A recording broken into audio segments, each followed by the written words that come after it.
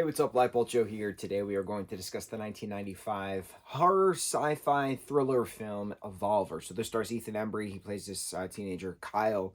A bunch of other people are in this. This reminded me so much of 1998 Small Soldiers, and we haven't talked about that film.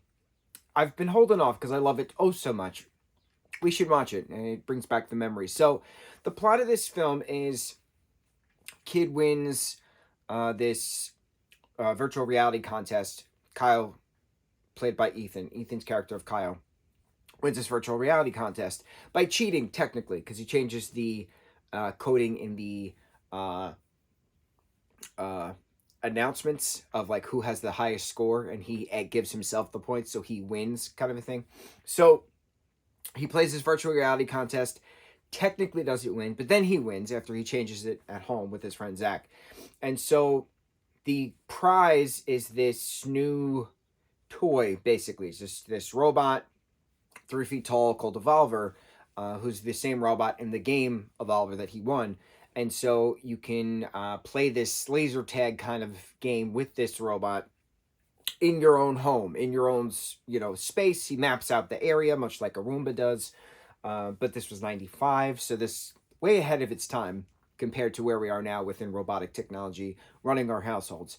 The joys of AI. So Evolver starts to adapt, and then he starts to go on killing aspects rather than laser tag aspects. So he kills this kid at the high school after there's this whole girls' room locker scene, which is very creepy in the sense of this was the 90s. There was a lot of naked teenagers in this film. There was no rules back then. We would never do that now, but back then that was a thing. So Evolver getting revenge on this, teenager Dwight, who is, trying to just leave the locker room, kind of a thing, fighting off the robot within that.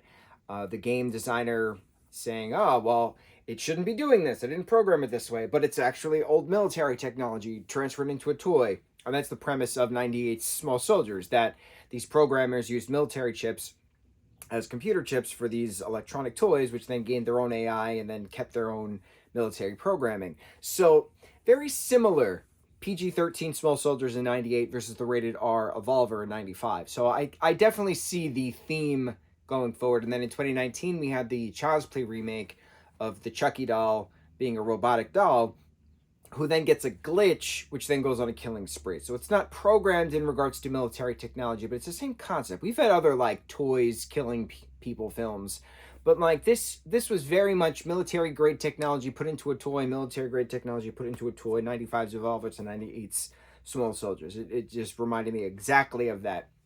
And I haven't, honestly, I never heard of Evolver until I was looking up Ethan Embry films to watch. So it was, came across within a streaming aspect. I was like, you know what, let's watch it. I love Ethan. Let's add it to our docket of Ethan Embry films. And he was he's a great actor in general. So to watch him, and I said this all the time with when we were talking about our Kyle Gallner marathon and our Devin Sawa marathon. It's nice to watch actors grow in characters, but in real life as well. So going from a kid to a teenager to a young adult to an adult on all three fronts of theirs. So it's nice going back to a teenage Ethan playing a character in high school in the 90s, fighting for his life. So what happens when Kyle's friend Zach is crushed by a car because of Evolver? Evo, they call him. What happens when Evolver puts knives into his gun and starts shooting him at Kyle's younger sister? Bro, it was a very violent film.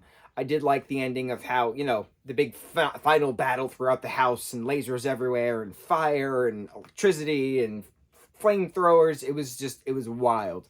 But is he dead? Is he not dead? Is the core memory chip actually still good to go? He can still see, but he's just parts now because he was exploded.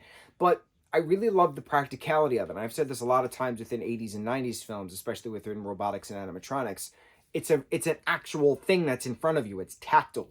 We talked about this with Muppets constantly. I have my Pepe the Prawn and my animal right next to us as we finished up our Muppets marathon recently. It's practicality. I don't know if that's a word, but a practical.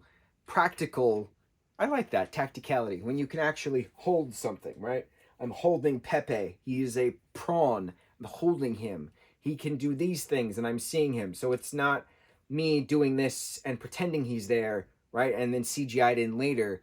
He's actually here. He's practically here. I'm interacting with him now, not later. So I really enjoy the 80s and 90s films because of those practical effects mixed in with some CGI. So this was about AI. This was about virtual reality. So AI and VR thrown into a toy. So the toy itself was this 3-foot robot who then started to evolve.